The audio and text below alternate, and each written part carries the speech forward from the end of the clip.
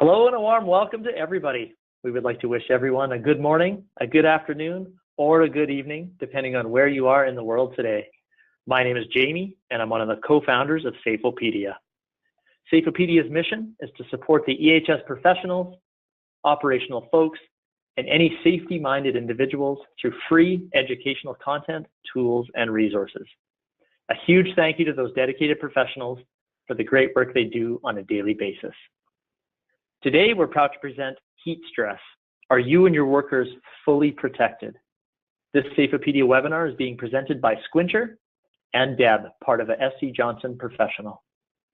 It is now my pleasure to introduce to you today's presenters, Bubba Wolford and Armand Coppotelli. Bubba received his MS in exercise physiology from Mississippi State University in 1991.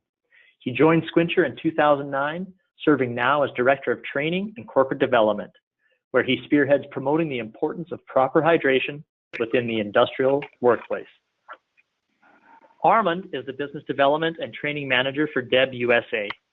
He has more than 25 years experience advising best practices to maintain good skin health. He has hosted presentations on overcoming work-related skin dermatitis for many occupational medicine and nursing organizations, including Chicago Area Occupational Nurses Section, the Australian Occupational Health Nurses Association, and the Toronto Occupational Physicians Association. He has implemented corporate skincare programs for large-scale manufacturing operations, such as Goodyear Tire and Rubber, Amtrak, Roman Haas, BASF, Lear, and Delphi, and has served on the Protective Clothing and Equipment Committee of the American Industrial Hygiene Association. I now invite you to sit back, relax, and enjoy the presentation. With that, Armand, please take it away. Well, thank you, Jamie. Good day, everyone. Thank you for sharing your time. In the next few minutes, we'll be speaking first on ultraviolet awareness, some causative factors, the workplaces that are involved, some protection tips, and some educational materials. First, I want to give an overview of the whole issue of ultraviolet radiation. And most of the ultraviolet radiation is in the wavelength of UVA that comes from the sun, reaches the earth. Now, UVA, if you look on the spectrum bar that we have at the bottom of the page, is just short of visible light. However, it is the longest of the wavelengths of ultraviolet radiation, which means it can penetrate deeper into the skin. So the telltale marks of UVA radiation are really aged skin, premature aging, leathery skin. That is from the damage inflicted by the wavelength called ultraviolet A. It is also a source of skin cancer. Ultraviolet B radiation is an intense radiation. It gives the burning. When someone says they have a sunburn, it's the skin reddening and sunburn. But it also plays a key role in the development of skin cancers as well. And then finally, there's a third wavelength called UVC. And although we as consumers don't usually have exposure to UVC because it's blocked by the ozone layer, it can be created artificially by industrial processes such as welding. So that is the broad spectrum of UV radiation. Now, here's an example of a skin cancer. Can anyone tell me what this is? Well, this is actually a melanoma. So melanomas, which is a effect of radiation, causes changes in the DNA of melanin cells. This cancer can be seen as a scalloped structure. It's asymmetrical. So a physician would identify this pretty readily as a melanoma. Now, melanomas account for about 10,000 deaths a year, so it's very serious because it is a metastatic type cancer. But on whole, about 3 million people, or 8,500 people daily, 3 million people annually, are treated for skin cancer. So it's a pretty widespread problem. 1 in every 3 cancers that are diagnosed is a skin cancer, and about 90% of the non-melanoma cancers are associated with ultraviolet radiation from the sun as well. So when we talk about non-melanoma skin cancers, these are called basal cell carcinomas. They develop in the basal layer of the skin, or they're called squamous cell carcinoma. They are typically not metastatic, so their treatment is very good. The outlook is very good. However, some squamous cell carcinomas, if left alone, can eventually metastasize. So they definitely need to be looked at. Now, the causative factors are obviously exposure to ultraviolet A and ultraviolet B from the sun. And it's of note that outdoor workers actually have shown to have a higher than average risk of developing skin cancer. In fact, those workers in the construction industry are 6 times more likely to develop skin cancer than is the general population. So outdoor workers, and especially construction workers, are at increased risk for cancer. The other type of radiation, called the UVC that I mentioned earlier, generated in welding processes, but also with exposure to phototoxic materials. Now, these can be carcinogens. They can be polycyclic aromatic hydrocarbons generated in used mineral oils from wood burning, in coal tars and pitches, steel making, coke oven emissions. These are carcinogenic materials that react with the UV light and cause a burn of the skin, but also are related to a skin cancer development. Some additional facts about UV rays. It is a definite human carcinogen, and what happens is when the UV radiation impacts the skin, there are changes that occur on the cellular level with the DNA of the skin cells, and mutations come about. And these mutations are replicated, so you have a multiplying effect of skin cells with damaged DNA, and that is what leads to skin cancer. They cannot be seen, cannot be felt, so it's difficult to gauge it just visually. It's not related to temperature. You can have overexposure on a sunny day as well as a cloudy day or a cold day. The UV rays can pass through loosely woven material, and later on we'll talk about some of protective clothing and the advantages of, say, dark or richly colored clothing as opposed to light clothing or pastel clothing. UV rays can pass through clouds, so on a cloudy day, up to 40% of radiation can pass through the clouds. And also of note, UV radiation can bounce off materials, off of surfaces such as metal, concrete, water, and snow. And so what you have is a reflection of about 80% intensity after they reflect off a surface. So you almost get a double exposure. And finally, UVA wavelengths can pass through glass. So a driver can be exposed to ultraviolet A radiation even inside a protected cab. One way to measure the UV exposure is by what is called the UV index. Now, this was adopted by the World Health Organization, and the idea is to give us a daily basis on what UV levels are that day and when sun protection measures are required. So outdoor workers, for instance, need to be protected as soon as the UV index reaches 3, not just when it's sunny out day and it's a beautiful day, but when it reaches 3. Now, this is the scale, and obviously protection begins to be required at 3, which is medium, and then it becomes really necessary at a high of 6 to 7 or 8 to 9, 10, and 11. You can view today's UV index on an easy tool published by the EPA go to epa.gov/sun safety and you'll get the UV index for the day. Let's move on.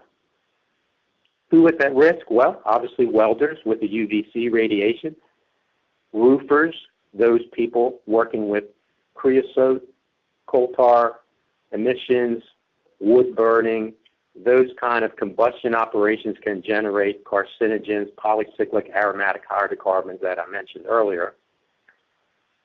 Transportation workers, drivers, airplane pilots, again, UVA can pass through glass, so there's a potential for exposure with those workers. And as I mentioned earlier, outdoor workers, construction has a 6-time increase of risk, but also roadside crews, lawn, garden services. People with very fair skin who have a history of development of a skin cancer, either personally or in their family, have an increased risk. And people with a lot of moles on their skin. So it's important to keep an eye on the moles as far as the color changes and the movement of those moles for people with perhaps more than 50 moles on their skin. So what do? Well, we have an acronym. It's 3 letters. First is avoid the ultraviolet exposure. If there's a shady area, we're outside working, go to that shady area. It's an administrative control, but it's important to reduce the hours of exposure in the sunlight. P is for protect the skin, and protection can range from use of sunscreens, protective clothing, hats, UV protective sunglasses. And finally, C for check. Check for early signs of skin cancer, perhaps an annual visit to a dermatologist, especially if you have a suspected mole or rash. So how do we protect the skin? Well, again, we have another acronym, SLIP, for slip-on protective clothing, hard hats, clothing, protective, ultraviolet protective layers that actually have a designation for UV protection. And again, a richly colored clothing is more effective than a light pastel clothing. Slop on sunscreen. Now, sunscreen, we normally buy it maybe in a consumer setting, but I'll go into some detail on what a professional sunscreen entails. Slap on a hat, slap on neck protection, slide on some sunglasses. Even inexpensive glasses usually have some type of UV protection. And then shade from the sun, administrative controls to avoid sun exposure. Now, when I talk about a professional sunscreen, it is really different than the typical consumer sunscreen because of the testing that is done to give it that qualification. First, you want to choose a broad spectrum. The original slide I showed the 3 wavelengths, UVA, B, and C. That is the entire UV spectrum. And then protection should be applicable to all 3 wavelengths for a professional to use, not only UVA, B, but also against the C radiation from processes such as welding. If you're in the utility industry with linemen, they wear they're very required to wear a special glove to prevent voltaic shocks.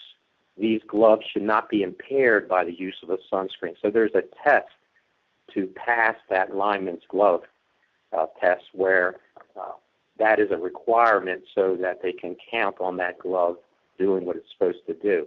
So that test should be done. It's an ANSI test. It should be a cream that absorbs quickly. Workers want to put on something and go to work, so it should not be oily or greasy. That would take a long time to be absorbed. The 2 leading causes of cosmetic allergies are fragrances and dyes. So choose a product that is fragrance-free and dye-free to really minimize the potential for an allergic reaction to a cream. And then finally, choose a cream that has been tested to be water resistant, and that is an 80-minute water resistant test for heavy perspiration or in the water. Dispensers are also good because they allow an easy point for employees to reach to apply the sunscreen, and that can be documented that they're using the product. Some sunscreen tips to mention: no spray sunscreen. So there's a risk due to inhalation from the sprays, and the FDA actually was alerted to a number of instances where the sunscreen spray ignited and caused serious burns. So even after the spray had dried on the skin, it was still flammable. So I'd like to give a caution about using the sunscreen sprays. There's vitamin A products out there, but the potential for them to accelerate skin tumors is documented. So avoid any kind of creams that are utilizing vitamin A or retinol palmitate. No high SPF factors. So just to give you a little breakdown, an SPF 15 would block or actually absorb about 94% of UVB rays, and SPF 30 absorbs about 97% of UVB rays. So to move to a much higher number, you really don't get much more of a benefit. An SPF 45 would absorb about only 1% more of the UVB rays, but would also add more ingredients that may be of a potential allergenic concern. The FDA requires 15. 30 is a good number for significant absorption of ultraviolet radiation. Sunscreen powders or towelettes, the FDA found that you could not determine if enough of the sunscreen was being applied, so they have been banned. And then reapply often. The FDA recommends applying sunscreen to cool, dry skin 15 minutes prior to ultraviolet exposure, and then to reapply every 2 hours. Or if there's heavy perspiration or immersion in water, to apply every 80 minutes, because that is the water resistance test that's used, 80-minute test.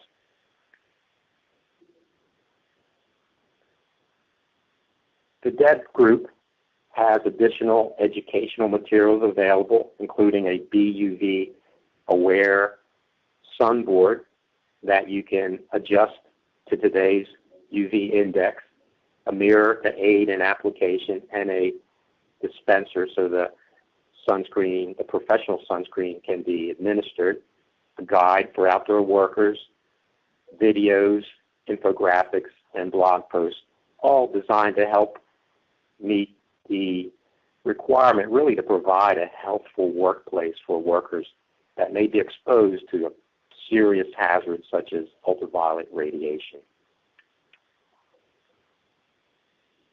Jamie, I would like to pass this to the next presenter. All right, thank you, Armand. Good afternoon, everyone. Great job, Armand. And thanks for everybody again to attending this. And my goal today is to cover hydration as it relates to the hazard that's prevalent throughout most of the U.S. right now, record heat in the Midwest. So let's get started. Squincher was established in 1975. We are in the same place that we originated. We were the second player to the game. Back in 75, Gatorade came in the late 60s. Everybody knows that story. And then as time went on, electrolytes became more popular, and the studies came out that, yes, there is a need to replace electrolytes that were lost through sweat when performing in the heat, and all that was primarily through sports. Today, we want to take the conversation actually from a sports strength conversation to a PPE safety item. So when we do that, with a lot of the PPE out there, think about fall protection, for example, does one size fit all? And OSHA does not have federal regulations mandating electrolyte usage. There is a state standard, California, it's called Cal-OSHA, has regulations on water consumption, some of the things Armand was talking about, shade, rest intervals, that kind of thing, that actually was born out of a lot of deaths. I think there was approximately 7 deaths in 1 year in the fields out there. That so they felt like they needed to do something, but again, electrolytes is not a part of it.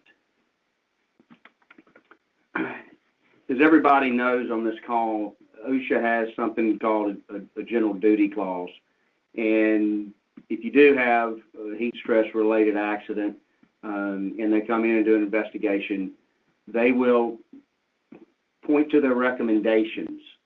This is actually what we design our hydration health and safety programs off of, custom programs that will come in, do an assessment at your facility, and this is what we'll look at to make sure that you're covered from the engineer controls, the protocols that you have to protect the workforce, also the training in the symptoms, having charts up, having heat awareness, heat stress, heat index charts for conversions and all that kind of stuff to make sure that the workforce is educated and they understand the hazard in which they're working in. Hydration starts and stops with water. 60% of the body is made up of water. Very, very, very important that we replenish the water on a daily basis. Toxins, for example, liver, kidneys, bladder, lots of information out there pointing to the health to maintain proper organ function and health, that the water balance to flush the organs is essential. So big thing there. And not just sweating. You know, a lot of people don't realize just normal physiological operation of the body right now. You know, I'm breathing, talking, I'm losing water. You know, going to the bathroom, those kind of things. So there's other ways that we're losing our H2O. The big question I get all the time is how much water do we need? We cited this from the Mayo Clinic. An average man ingesting around 2,900 calories a day. Their suggestion is 12 8-ounce cups of water a day. A woman ingesting about 1,900 calories on average a day. They suggest 9 cups of water. OSHA makes a recommendation, 1 cup every 20 minutes when you're in 80 degrees or higher, which could indicate the body is perspiring. And to note, there's 75% of the U.S. population is chronically dehydrated. And that should not be a surprise to anybody. If you look at the beverage industry and all of the caffeinated, high sugars, the monsters, I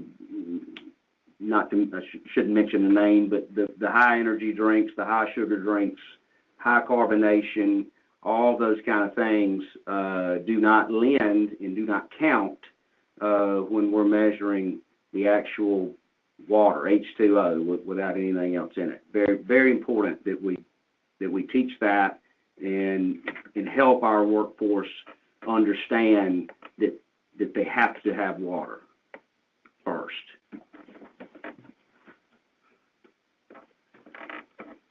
Now we talk about electrolytes. Again, it is not mandated. However, 10, 15 years ago, I would get an argument from time to time, water's enough for our people. Water's not enough. And again, this is a physiological fact. When you perspire, you're losing the minerals in which maintain a balance in your body so that you don't cramp. The sodium, potassium, and magnesium, calcium are stored in your muscle cells. So when you cramp, you're not in balance. Therefore, that's why having a supplement to the water is essential. So we're going to talk a little bit more about that, but that's the big key, is keeping the electrolyte minerals that are stored in the muscle cells to keep the body from cramping. And in our world, cramping can be catastrophic. I think of an incident several years ago. There was a worker at a steel mill. He was out on a mule or a gate or utility vehicle, and his job was to check all the rolls of steel in the yard, and he had severe leg cramps, about 100 degrees outside, floorboarded the vehicle, and almost hit a co-worker, slammed into the roll of steel, and was severely injured. Once they did the investigation and came back, he was severely dehydrated. Leg cramping is one of the first places that you'll see that. Again, somebody cramps on the football field, soccer field, usually it's not a life or death situation. In our case, whether they're on heavy equipment, working with cutting tools, whatever, it can be absolutely catastrophic.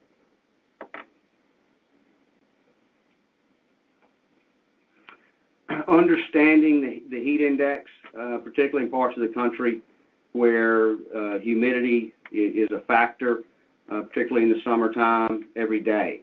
They hear on the news that it's 85 degrees outside, or it's 80, let's just say that it's 80 degrees outside with a relative humidity of 80%. So if you go to the top column where it says air temperature, you'll simply move over to the fourth column where it says 80. Then on the left, if you'll go down where it says 80% humidity, for our example, and move over to the right to the fourth column, and you'll see it actually feels like 86 degrees. The reason this is important, if you have thresholds in which you're raising the awareness, and maybe even at that point you're initiating your hydration, health, and safety program, if it is 85 degrees is the threshold and air temperature is 80, once you use this tool, you'll see that you're 1 degree over the threshold. So this can be key to keeping your people safe when the real hazard, when you put the humidity in there, the real indication of the threshold is exposed after making the conversion. And we're talking about, to continue on with thresholds. Very important to understand the heat stress hazard and what it does to the body as it increases. So at 90 degrees, you can see, things start really changing. Again, we talked about cramping, those kinds of things. The symptoms we're going to talk about in a minute, but you start getting over that 90, 95, 100 degree mark, really need to have protocols to take precautions, get people out of the heat when possible. If we are, if you have a road crew, for example, a lot of times you'll see they won't work in the daytime, they'll work at night, and that's all because of the hazard. Very, very, very dangerous when we get up into these, over these thresholds here. So again, training, understanding, having a plan to address this is absolutely key to avoiding any accidents.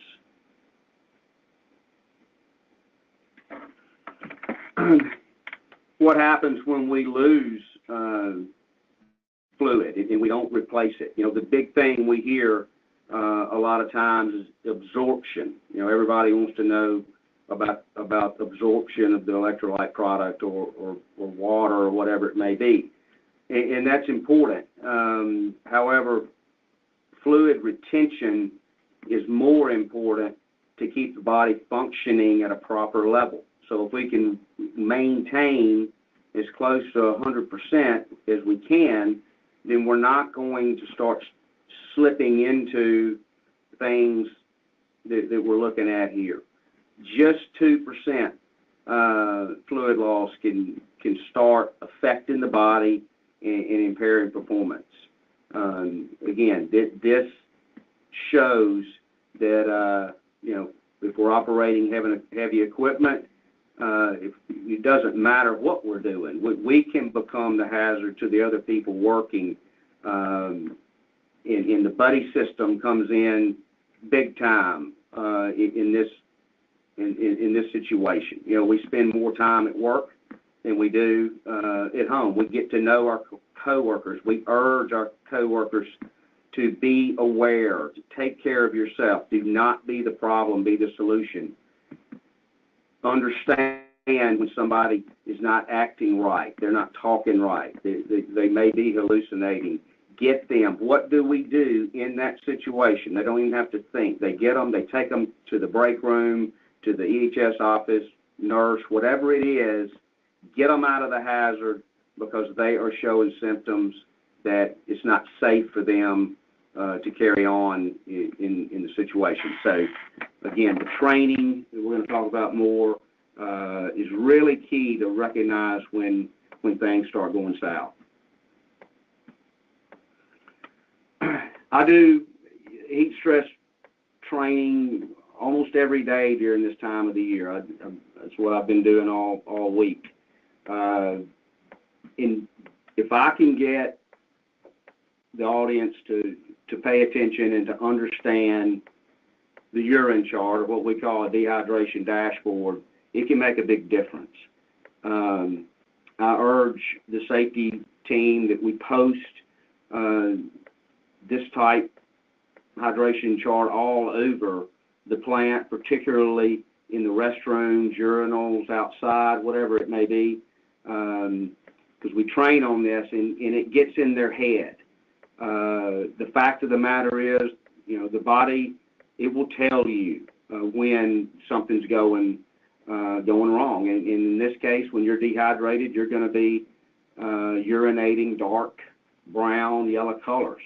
Also, you know, the odor, there will be an odor to it. So almost every single heat stress training that I do, somebody in the audience will ask, well, I take vitamins, my urine's yellow all the time. Well, odor is definitely a key indicator as well.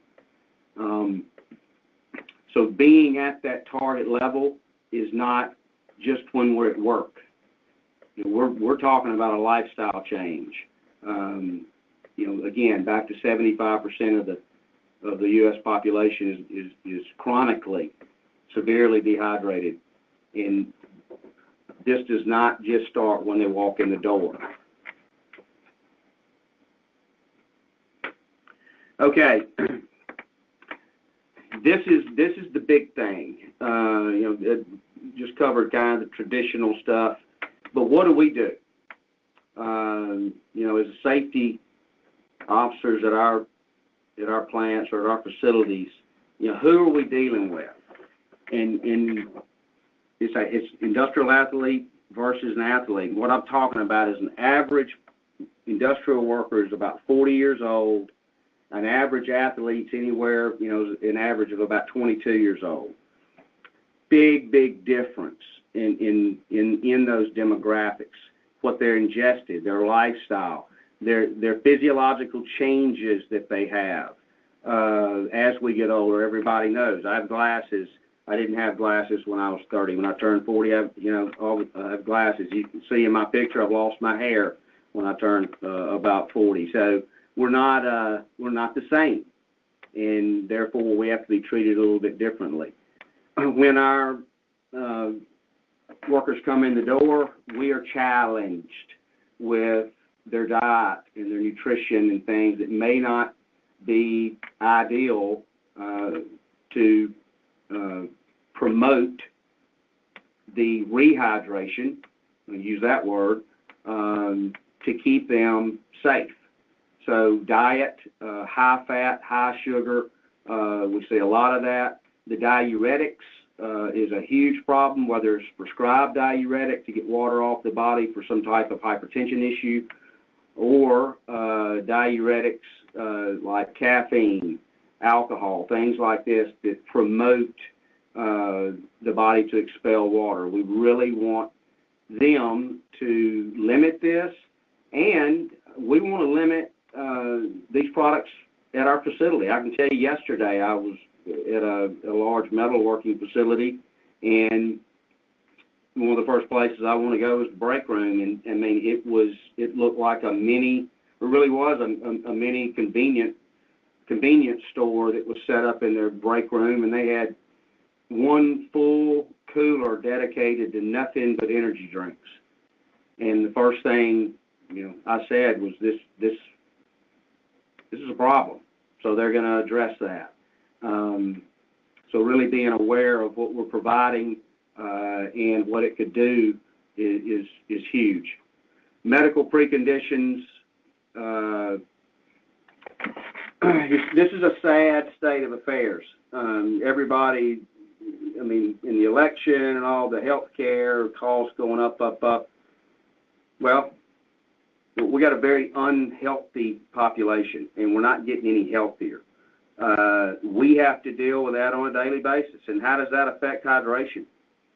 Well, when you got over 11% type 1, type 2 diabetic, over 30% that are hypertension, and then this number does not go down with age, it goes up dramatically. And the workforce is not getting younger, it's getting older since 2009, as we all know. And then we throw overweight, obesity in there. We're really challenged if we're trying to use just a sports drink to hydrate our workforce to prevent an heat stress accident. And then here it is. These numbers are scary. This is, through race and ethnicity, the numbers are staggering. What do we do? How do we get around this to where we're not complicated? We're trying to fix one problem, but then we complicate another problem. Again, just more statistics that's not good. Childhood diabetes, obesity, all those kind of things really did not have an issue 20 or 30 years ago. It's an epidemic right now. And those people are growing up and coming to work for us. Information is prevalent, and we want people to understand that be careful when you choose what you're putting in your body, whether it's food or whether it's liquid other than water. Know how it could affect you. It's pretty scary. Only about half of the people that have hypertension are really doing anything about it, and that's probably the most troubling thing to me. We need to help them, and we can. Productivity and safety. Look, we all want to get as much as we can out of our workforce. There's no question about that. We already looked at what happens when we're dehydrated. Productivity goes down. It's also very important that they're productive at home.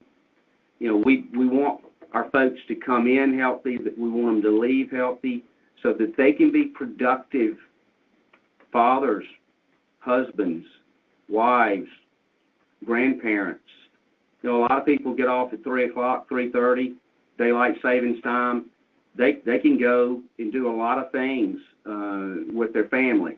But if they're sitting on the couch because they're having symptoms of a heat stroke and they don't understand that, then they're not going to know how to address it.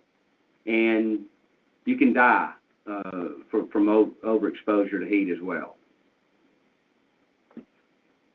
Do we understand the factors that we're dealing with? Again, yesterday, this facility where we trained and actually did an assessment, we had two different circumstances. We had a traditional metalworking facility that was inside, it was not air conditioned, but there was not sun exposure.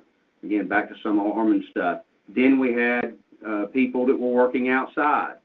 So we actually had two different hydration, health, and safety plans to address different types of exposure. Also, the clothing. You know, you have somebody that's working next to a furnace or,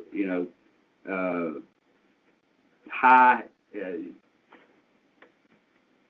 machinery that's throwing off a lot of heat or whatever it may be, maybe up to 180 degrees in a certain area. You know, we have to take certain precautions for those people. So a lot of this is sometimes overlooked. And again, physiologically speaking, what is it doing to the body?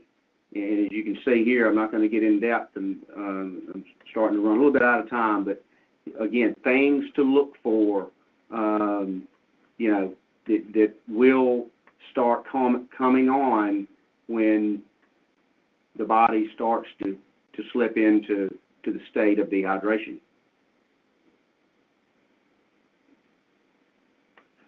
And now it comes, like any PPE safety product, needs to be custom fitted. I'm not here to talk about Squincher today, but I do want to point out that we have 3 different product lines. There are other companies out there that have different product lines very similar to this. There are also companies that don't. So in 1975, if you look on the left, that is the full-blown sugar version of Squincher. If you look to the far right, that is our zero sugar, 95% sugar-free product, which happens to be our number 1 selling product. And we cater to the industrial workforce. 95% of what we do, it's not retail. We're on the pro line side, just like DEP is. We are catering to the workforce with products that are fitted. They are tailored to whatever the issues that we have. So again, when we try to fix one issue, we're not complicating, creating another issue, particularly when we're talking about diabetes and hypertension. Super, super careful. All of the products also, when you're looking at choosing something, if you have diabetics, obviously you're going to look at a sugar-free product. If you do have diabetics, national average says we do. So the hypertension population, again, can we find a product that has less sodium?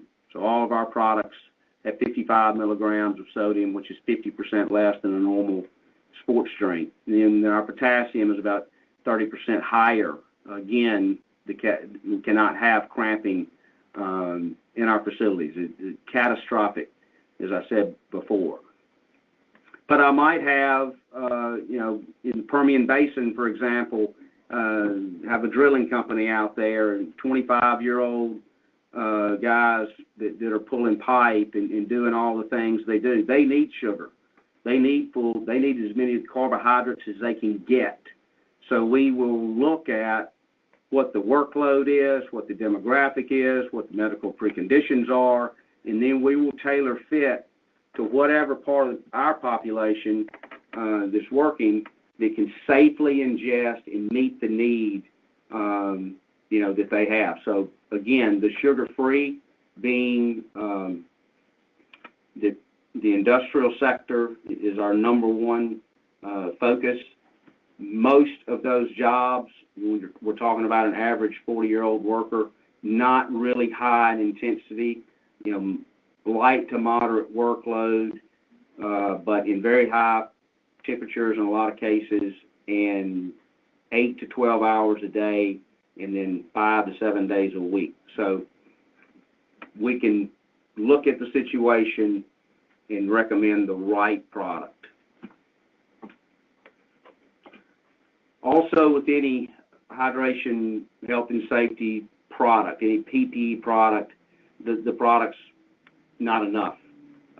It's all about education, and that is what we do here. We're here to assist you in any way we can, whether you use our product or not. We're not interested in that. So our team works very hard to go out and educate. We have the top right there, that's a heat stress awareness poster that we can make available to you. All this is at no charge, so I'm not selling you on this. It is available. Our website has a lot of this available as well. So the urine charts that I mentioned earlier, we actually have a new product that they're stick-on, so they're very easy to put up in your facility. And we can make these available.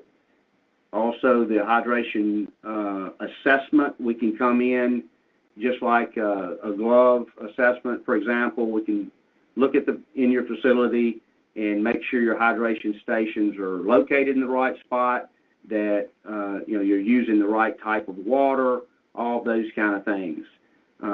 So part of the whole program. So thank you very much.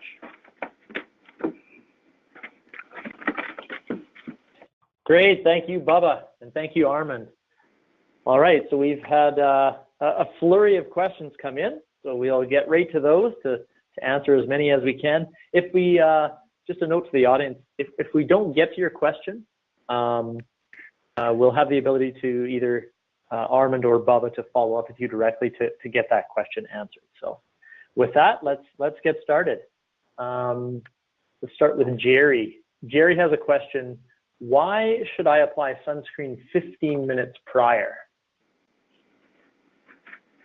So, Jamie, that is a good question, Jerry. And the reason is we really want to give the sunscreen filters a chance to be absorbed into the outer skin layer. That's where the protection needs to be. And it takes a little time for it to set up and dry. So we recommend a 15-minute application before exposure, just to really get into that epidermal layer and penetrate some of those outer skin cells. The normal skin barrier is about 10 to 20 cells thick, so we want to make sure the cream has a chance to get through the lipid layers around those skin cells for the protection to be adequately applied. Great, thanks, Armand. All right, Ryan has a question here. How much should my employees drink? Can they drink too much? And I think he means either water or hydration products, not alcohol. Yeah, great question. One I get all the time. As I address the amount of water, again, the Mayo Clinic says that it's 12 cups for a man, 9 cups for a woman. That's not taking into consideration the hazard. OSHA recommends, when the body starts perspiring, that you're drinking water every 20 minutes. They don't actually say how much, but those are the recommendations. What we recommend to keep a proper balance after the 80, 85 degrees, the body is perspiring, water first. So for every 8 ounces of water, when you start sweating, back that up with 8 ounces of an electrolyte product. That will keep you pretty much in balance. When it's moderate heat, moderate activity, you can even get away with 2 glasses of water, 1 glass of electrolyte. But as the hazard goes up, the 1-to-1 ratio works pretty well. But we do Great. not recommend just drinking an electrolyte product by itself, not at all. As I said earlier, the electrolytes are a supplement, the water is the primary hydration tool, but it's not enough when we start perspiring. We have to replace the electrolytes to specifically prevent cramping. Great, thanks, Bubba. Actually, we're going to build on that. Sandris has a similar question. She says, say an employee is on the construction site for 5 hours. She does ask, what should his water and electrolyte drink intake be? And she mentions alternating 1 cup of water for 1 cup of electrolyte, but then she builds on it. What about the frequency? Is this every 20 minutes? Do you have a frequency in mind, Bubba? Yeah, for me, hydration, again, it's not when we're at the work site. I'll give you a good example, and I don't have an exact answer. It's backed up by study for this, so I'm going to give you a little bit of my opinion. When I was playing football in high school, I had a coach that said never miss an opportunity to drink water. So if we walked past the water fountain and he caught us doing that, we'd have to go run. So the point is, if you drink your 12 cups of water over a period of time throughout the day, then you're not going to pass the water as fast. You're going to have more of a retention rate. If you see people on water diets, for example, they're walking around with a jug of water and they're just chucking water all day, you can get too much water. There are people that have died from overhydration. What happens, physiologically speaking, when you introduce the electrolytes along with the water, that 1-to-1 balance, and again, we're trying to get the excess of 12 cups, and then on top of the 12 cups, it's that 1-to-1. It's a lot of fluid. And so the body will retain more of the water when you're sweating when you introduce the minerals, which are electrolytes, because the muscle cells will stop, this layman's terms, but they will actually retain that water because they are looking for those minerals to replenish the cells so that the body can continue to work at normal and full capacity. So just whether you're at home, whether it's the weekend, whether you're at work, just a good steady ingestion of water, keeping in mind the 9 or 12 cups, and then trying to every 20 minutes to replenish as well. That's what we see is the best way to do it. It is just steady. Just steadily hydrate. Don't overhydrate, and use those guidelines. Great, thanks, Bubba. In thirsty, let me add this: when you're thirsty, that is not an indicator to drink. At that point, that you're probably going to start seeing your urine turning darker. And that's another thing, is the urine color of your urine will help you understand. Your body will tell you, that dashboard, that hydration dashboard, your urine color will tell you when you are in balance. So when you're clear, whatever you're doing is working. Continue to do it. It's kind of a trial and error because everybody's body is different. But the urine chart, in monitoring that color, that's key. Great, thanks, Bubba. All right, looks like here a question for Armand. Are employees wear insect repellent and sunscreen? What's the proper way to apply them both when insect repellent is necessary?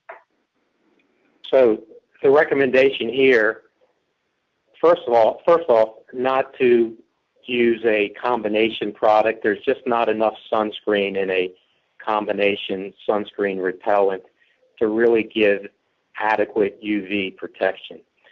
So as far as what to apply and when, first apply the sunscreen in an adequate amount to protect the arms, face, exposed skin, and then apply the repellent.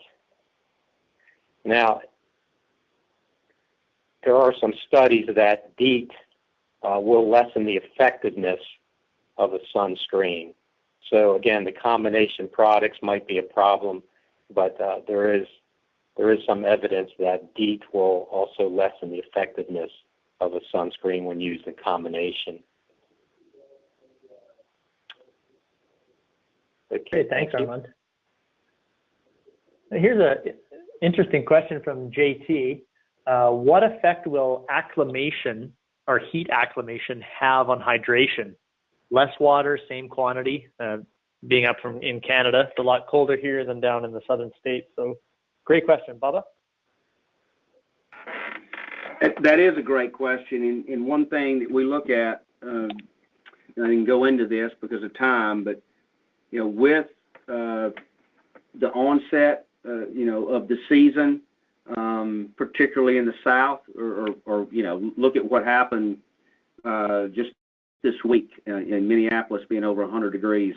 When the weather slams in like that, the body is not used to it.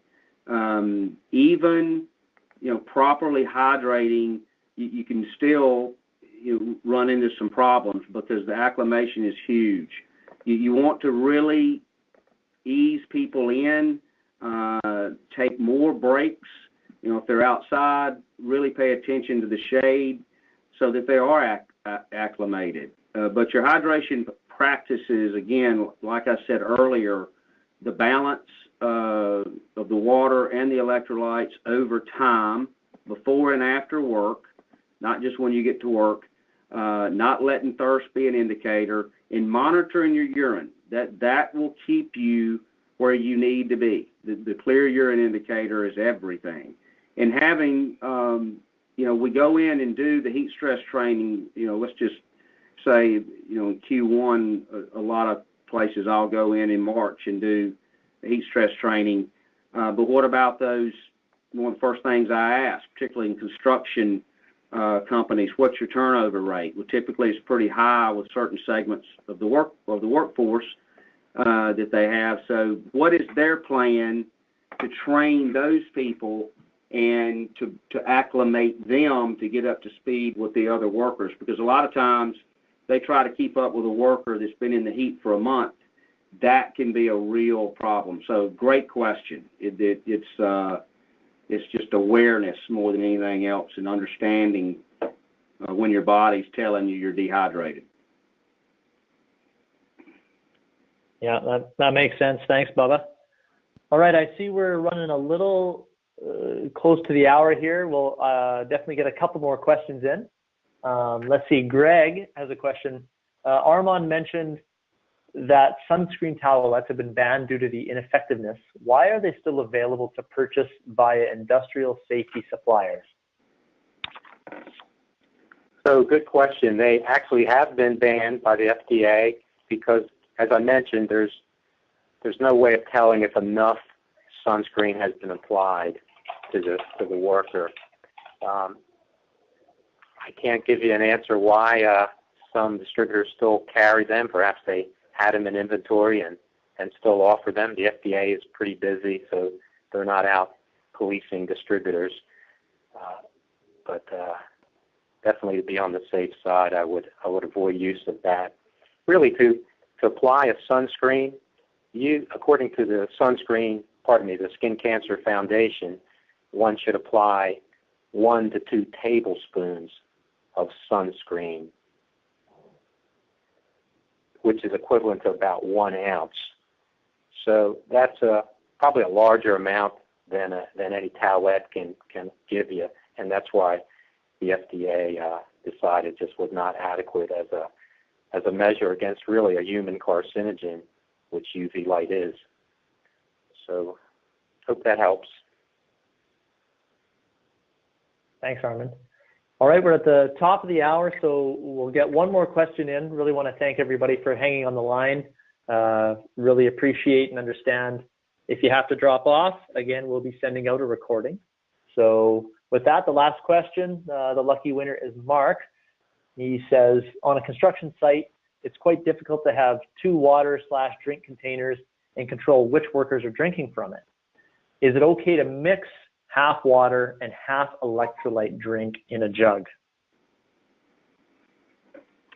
Would not recommend doing that, and I'll tell you why. Again, we want to ingest water first, then we have the electrolyte second as a supplement.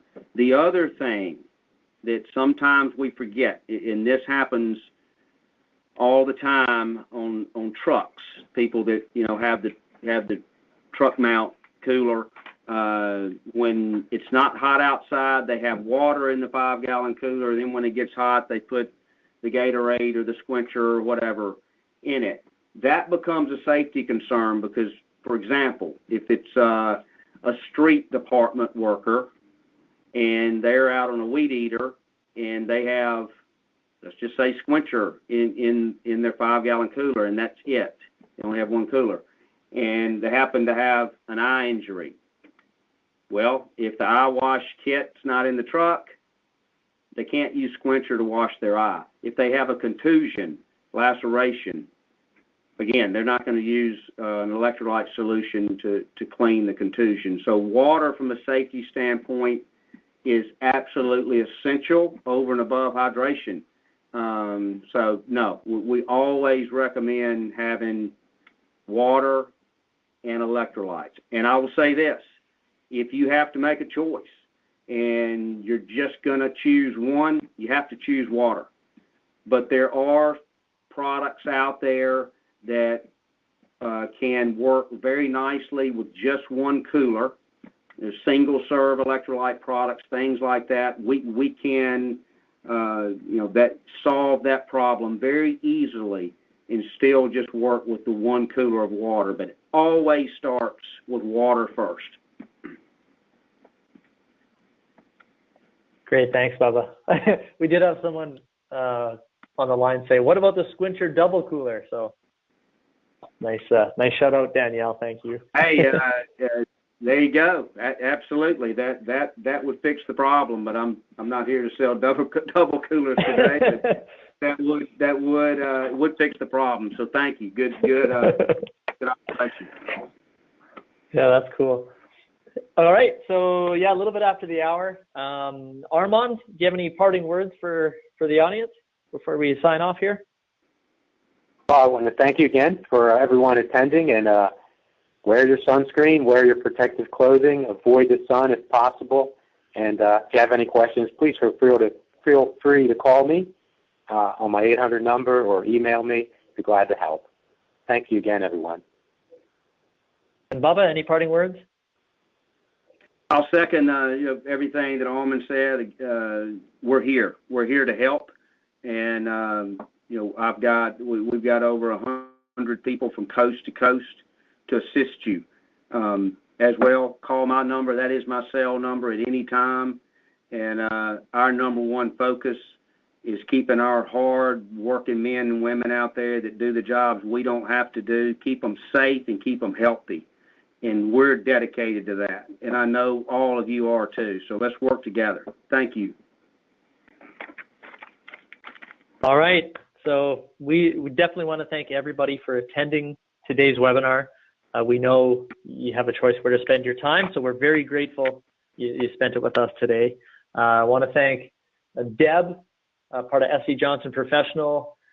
Huge thank you. Thank you, Squincher. Really appreciate you guys putting these presentations together, educating our audience. Can't thank you enough. So with that, thanks everyone again. Everybody take care. Stay safe.